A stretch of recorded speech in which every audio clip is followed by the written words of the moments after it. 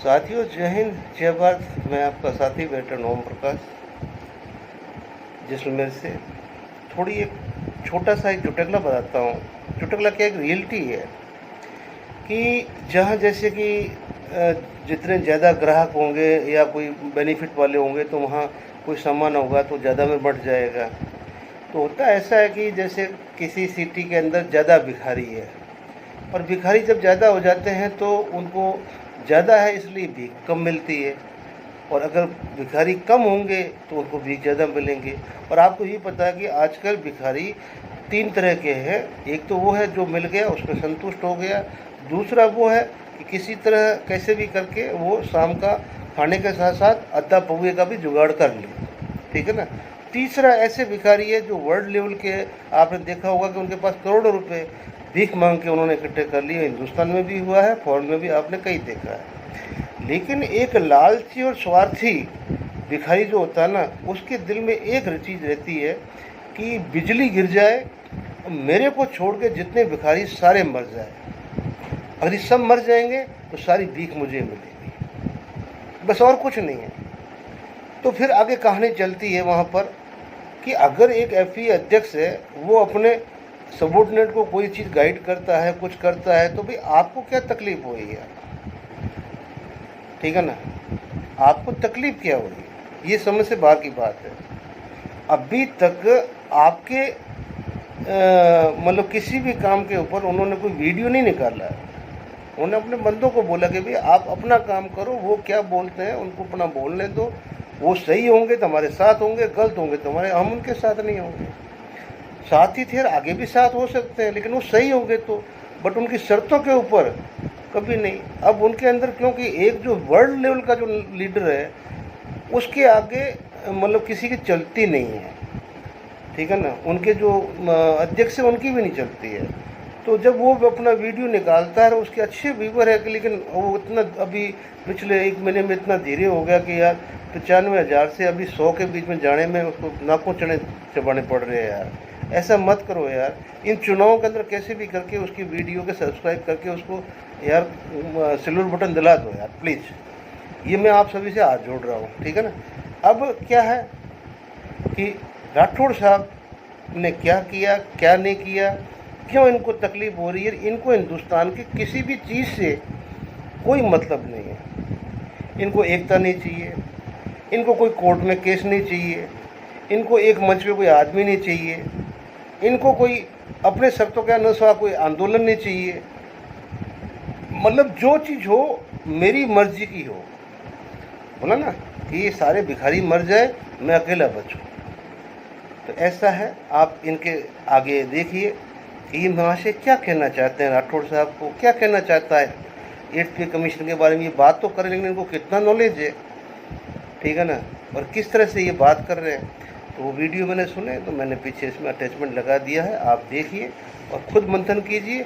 मेरा हाथ जोड़ के यही है कि भाइयों, अपना दिमाग लगाया करो यार, अपना दिमाग प्लीज़। जो भी साहब लोग हैं, कोई भाई लोग हैं, माताएं बहनें, जो भी, दिमाग लगाओ अपना, कि अगले का इंटेंशन आपको कुछ दिखाई दे रहा है, या अगले की जो आउटपुट है पिछले 10 साल से कुछ है, आपके समाज में आउटपुट आई है बाहर, सिवाय हंगामों के, सिवाय बदनामी के, बुजुर्ग मतलब बड़े बड़े बुजुर्गों के लोगों को मतलब बेइज्जती के, कोई आउटपुट अगर है तो आप बता दीजिए, नहीं है तो फिर आप अपना दिमाग लगाओ यार, क्या कर रहे हो। तो ये भी आप आगे देख लीजिए क्या हो रहा है। अब हमारे भाई को ये वीडियो देखो, खुशखबरी OROP MSP पर अर्जुन सिंह की दहाड़, जुलाई में होगा आर या पार।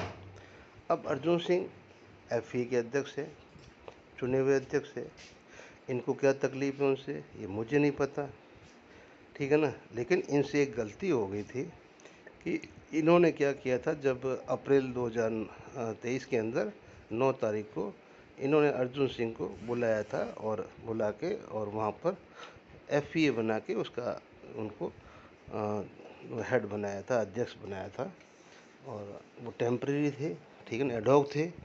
लेकिन उसमें उन्होंने बिल्कुल पूरे हिंदुस्तान ने देखा, बोला भाई मैं तो लीग कमांड करते हुए, मतलब जैसे लीग की जहाँ कमांड है उसका मेंबर हूँ, और आपके मतलब उसमें खरा नहीं उतर रहा हूँ, आप मुझे मत बनाओ। उन्होंने मना किया, लेकिन प्रगट सिंह साहब ने बोले बैठ जा नीचे, हैं, बैठा दिया। और इन्होंने जो भी मोहन रंगन वगैरह सब जहाँ भी कर रहे हैं नहीं नहीं नहीं। अब इसमें हुआ क्या है, हुआ ये था कि जिस पर्पज़ के लिए ये इनको लाए थे उस पर्पज़ में इन्होंने एग्री नहीं किया। एग्री कैसे नहीं किया कि भाई आप चुपचाप रबड़ स्टैम्प बन के बैठ जाओ, बाकी जो भी माल पानी आए उसके बारे में आप ऐसा मत करो। लेकिन जब इनको पता चला कि इनके कुछ मंसूबे ऐसे हैं तो इन्होंने इनका अच्छी तरह से टेबल पे लगा के लेबोरेटरी के अंदर और सारा ऑपरेशन कर दिया। और ऑपरेशन भी ऐसा किया कि जिस दिन आचार संहिता लगी और आचार संहिता के साथ में जब धरना हमारा बीच में जंतर मंतर का इन्होंने रोका तो साथ में एक वर्बल मतलब सीट दे दिया लेन देन की कि भाई हमारे पास जितने भी आज तक पैसे आए थे वो सारे के सारे खर्च हो गए और उल्टे हम लोगों ने पंजाब वालों ने पता नहीं कितने लाख रुपए लगा के और धरने को चलाया। चलो भाई ये तो ठीक है। अब हिंदुस्तान में इतने संगठन है, आईवीओ है वगैरह है, पता नहीं कितने हैं, लेकिन इनको और किसी से तकलीफ़ नहीं है क्योंकि राठौड़ साहब से तकलीफ़ है। क्योंकि राठौड़ साहब ने इनका ऑपरेशन किया आराम से लिटा के टेबल के ऊपर लेबोरेटरी के अंदर, और एक एक चीज़ को जो गलत थी ना उनको निकाल के इनको दुरुस्त बना के और बिल्कुल वापस पैक करके और ग्राउंड में छोड़ दिया है। अब क्या करें, ना इनसे निगला जा रहा है ना उगला जा रहा है, तो ये यही चीज़ करेंगे। मुझे इनका वीडियो सुनने के बाद में थोड़ा अच्छा नहीं लगा तो मैंने भी 2 बात बता दी, भाई कोई बात नहीं, लगे रहो, आप लगे रहो। आप हिंदुस्तान के नहीं वर्ल्ड के, मैं फिर बोल रहा हूँ, बहुत बड़े आदमी हो, बहुत जानकार आदमी, आपके आगे हम तुच्छ अज्ञानी आदमी कुछ नहीं है, इसलिए आपको बार बार सलाम। ये इन भाई साहब का एक वीडियो है, 8th पे कमीशन अब 8वें वेतन आयोग के गठन पर क्या लोकसभा चुनाव के बाद मिलेगी खुशखबरी। और भी 1-2 वीडियो और बनाया है और अच्छा वीडियो बनाया। इन्होंने होप जताई है कि भाई 110% है जो हमारे को मिलेगा, 8वां पे कमीशन मिलेगा, नहीं तो कोई फॉर्मूला निकलेगा, लेकिन अच्छा बताया। लेकिन इन्होंने एक दुख बात जताया है कि जो कि इनका नॉलेज बताता है कि इनका कितना नॉलेज है, ठीक है ना। तो अब ये उसके अंदर मतलब वो बताते हैं कि आज तक जितने पे कमीशन हुए हैं उसके अंदर हमारा कोई रिप्रेजेंटेटिव नहीं रहता है, ठीक है ना, अधिकारियों का रहता है। तो साहब ऐसा है कि थोड़ा सा आप पीछे जाइए और पे कमीशन की संरचना के बारे में पढ़िए कि वो कैसे मतलब संरचना होता है, कैसे मतलब भारत सरकार गजट नोटिफिकेशन निकालती है, कैसे उसके अंदर पे कमीशन में मेंबर चुने जाते हैं, कैसे मेंबर है जो आगे फर्दर जितने डिपार्टमेंट हैं, चाहे वो डिफेंस है, चाहे वो अपना रेलवे है, चाहे वो दूसरा है, चाहे टेलीकॉम है, चाहे डाक विभाग है, जो भी है, ठीक है ना, जितने भी केंद्रीय कर्मचारी होते हैं, जिनके डिपार्टमेंट होते हैं, उनको सभी को उस नोटिफिकेशन कॉपी के साथ में उनसे मांगा जाता है कि आप अपनी रिकमेंडेशंस हमारे को भेजो। तो वो सारी रिकमेंडेशंस इस कमेटी के पास में आती है, जो पे कमीशन की कमेटी होती है। उसमें से कुछ तो वो स्वीकार कर लेते हैं, कुछ को नहीं करते हैं, कुछ को वो अमेंड करते हैं। इस तरह से ये झमेला चलता रहता है।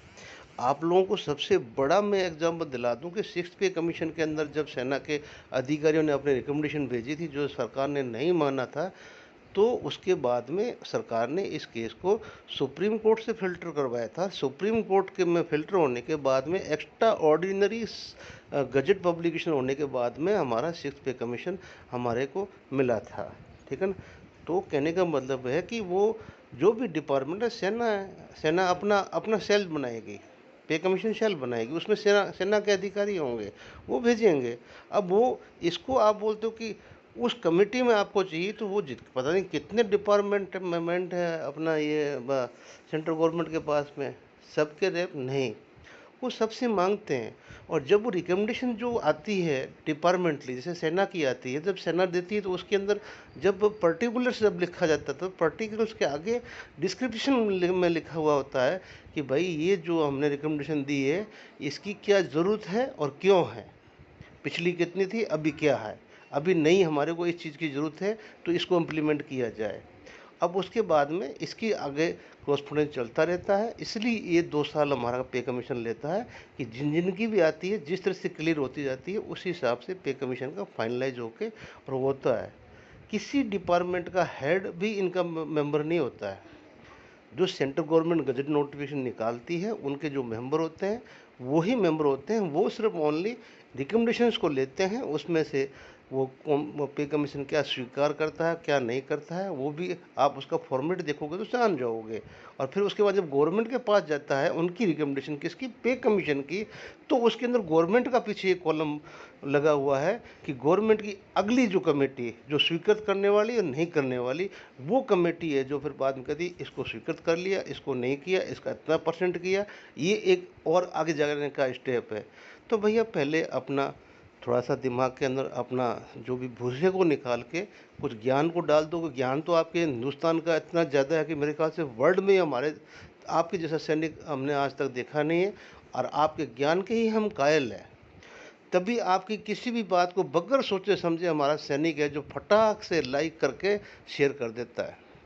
उसमें आपने चाहे गधे की व्याख्या की हो, ठीक है ना, चाहे घोड़े की हो, जो किए है हमारे सैनिक को मंजूर है कि बस हमारे भाई ने लिख दिया है भाई जिंदाबाद। और भाई हमेशा जिंदाबाद था, है और रहेगा। मेरी तरफ से भी जय हिंद भाई, लगे रहो।